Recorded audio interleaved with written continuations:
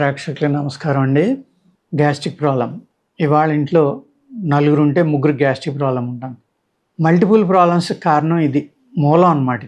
దీనివల్లే అనేక రకాలైన ప్రాబ్లమ్స్ వస్తాయి. కామన్ అయిపోయింది అది.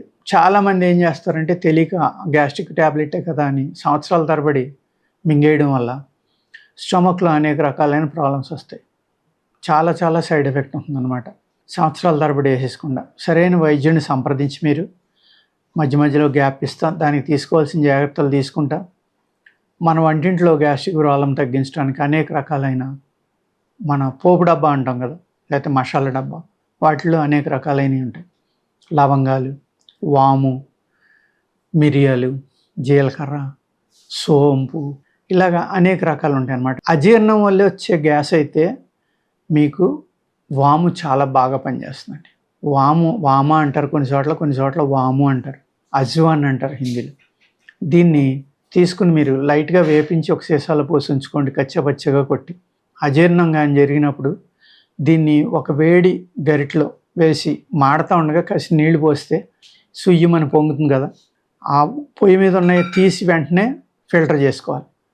ఫిల్టర్ చేయటం వల్ల అందులో ఏమవుతుందంటే వేపించినప్పుడు ఈ సోపు లోపల ఒక ఆయిల్ ఉంటుంది, అజీర్ణం మీద పనిచేసే అద్భుతమైన ఆయిల్ ఉంటుంది. ఆయిల్ బయటకు వస్తుంది. ఆ వేడి నీళ్ళు ఆ వేడివేడిగా ఉండగా ఎప్పుడైతే పోసారో ఈ నీళ్ళలోకి ఆ ఆయిల్ వస్తుంది. అప్పుడు కొద్దిగా ఉప్పు కలిపి, బీపీ లేకపోతే అతి తక్కువగా కలుపుకుంటే బీపీ ఉన్నవాళ్ళు కూడా తాగొచ్చు. ఆ వాటర్ కనుక 2 పూట్ల తాగితే ఇండైజెషన్, అజీర్ణం ఏదైతే ఉందో అది చక్కగా కంట్రోల్ అయిపోతుంది. అలాగే వాము కూడా, అదే సోపు ఏదైతే ఉందో ఆ సోప్ అనేది మీరు మనం హోటల్స్లో అన్నం తిన్నాక పెడుతూ ఉంటారు. మనం ఏది తిన్నా కూడా హోటల్స్లో డిన్నర్ కానీ లంచ్ కానీ వెళ్తే అది అయిపోయిన తర్వాత సోప్ ఇస్తారు. ఎందుకంటే సోప్ అనేది బెస్ట్ క్యారియర్, శరీరం అంతా మీరు తీసుకున్న ఆహారాన్ని వ్యాపించలేగా. అదేవిధంగా డైజెషన్ మీద కూడా కొంతవరకు పనిచేస్తుంది, చాలా చక్కగా మీ ఆహారాన్ని విడదీస్తుంది. అందుకు సోంపు కూడా బాగానే పనిచేస్తుంది. అజీర్ణం మీద మిరియాలు, లవంగాలు కూడా బాగా పనిచేస్తాయండి. అలాగే ఆ రెండాటిలో కన్నా లవంగాల్లో ధాతువులు ఉంటాయండి. న్యాచురల్గా కావాల్సిన బాడీకి కావాల్సిన మినరల్స్ లవంగాలు, జాజికాయ, జాజి పువ్వు, వీటిలో ఉంటుంది. దాల్చిన చెక్క, ఈ 4 అద్భుతాలు అన్నమాట. వీటిల్లో మన శరీరానికి కావాల్సిన ధాతువులు వస్తాయి. ధాతువులు అంటే అనేక రకాల మినరల్స్ అన్నమాట. అవి మన శరీరంలో లోటు రానంతసేపు మనకి ముసలితనం రాదు. వచ్చినా ఆరోగ్యంగా ఉంటాం. అంటే ముసలితనం అనేది లేటుగా వస్తుంది, రాదంటే అసలు రాదని కాదు, ఎప్పుడూ మనం ఉండిపోం. మన శరీరంలో ప్రకృతి సిద్ధంగా జరగవలసిన కార్యక్రమాలన్నీ ఏవైతే ఉన్నాయో అవన్నీ మామూలుగా నడుస్తూ ఉంటాయి. కానీ చావు అనేది ఎప్పుడైనా చావటం తప్పదు, కానీ ఆరోగ్యంగా చనిపోవడం అనేది ఇంపార్టెంట్. అందుకనే మన పూర్వీకులు ఆయుర్వేదంలో కూడా నానుడిగా కూడా ఆరోగ్యం మహాభాగ్యం అన్నారు. అంటే ఆరోగ్యంగా ఉన్నవాడు డబ్బు లేకపోయినా కూడా చక్కగా ఉంటాడు. డబ్బుండి అన్ని రకాల అనారోగ్యాలు ఉన్నాయనుకోండి, ఆయన తినలేడు, పడుకోలేడు, కూర్చోలేడు, నిద్రపోలేడు, ఏమీ ఎంజాయ్ చేయలేడు. డబ్బు ఏం చేస్తుంది అప్పుడు? ఆ బాధను తీసేయలేదు కదా డబ్బు. అందుకే అన్నిటికంటే మహాభాగ్యం ఏంటంటే ఆరోగ్యం.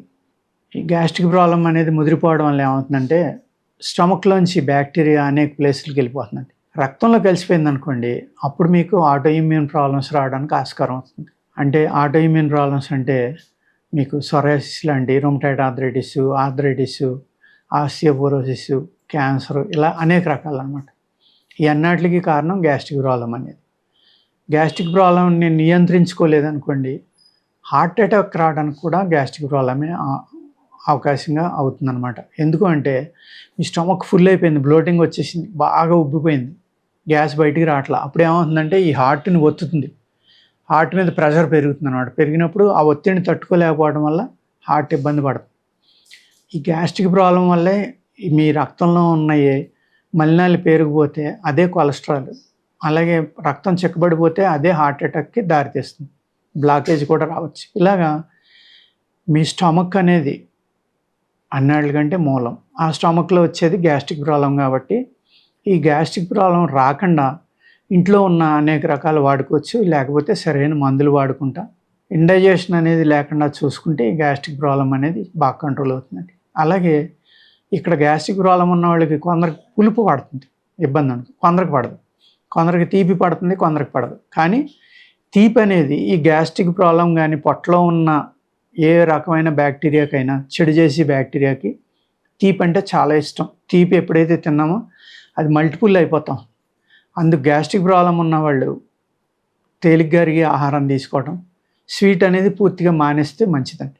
కొంతమంది వాటర్ తాగడం మంచిదని 5, 6, 7 లీటర్లు తాగేస్తూ ఉంటారు, అస్తమానం తాగేస్తారు. ఈ వాటర్ అతిగా తాగడం వల్ల కూడా కొంతమంది గ్యాస్ట్రిక్ ప్రాబ్లం వస్తుంది.